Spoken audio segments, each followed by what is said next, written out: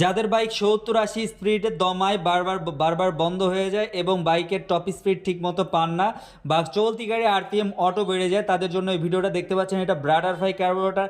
আর butterfly কার্বোরেটরগুলো wash করবেন আপনারা হচ্ছে যে পিস্টনটা ওয়াশ করবেন WD-40 স্প্রে দিয়ে। আর হচ্ছে দেখতে পাচ্ছেন আমরা এই সুন্দরভাবে ক্লিন করে ওয়াশ করেছি এবং ওয়াশ করার পর অবশ্যই চেক করবেন বাটারফ্লাইটা ফ্রি আছে কিনা, ঠিক আছে? আর ফ্রি থাকলে আপনারা যে জেট পিন আছে, জেট পিন দুইটা খুলে সুন্দর করে ওয়াশ করবেন, হাওয়া মারবেন, ঠিক আছে?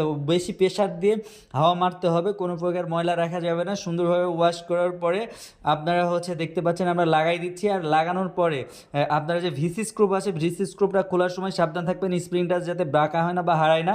বা ভিসি স্ক্রুপটা খুলে সুন্দরভাবে হাওয়া মারবেন আর হাওয়া মারে ক্লিন করে দিবেন, একদম কোনোভাবে ময়লা থাকা যাবে না। আর ভিসি স্ক্রুপটা ক্লিন করলে গাড়ির পারফরমেন্স আরও সুন্দর পাবেন। আর এভাবে একটা কার্বোরেটর, একটা বাটারফ্লাই কার্বোরেটর বা সিবি কার্বোরেটর এভাবে ওয়াশ করে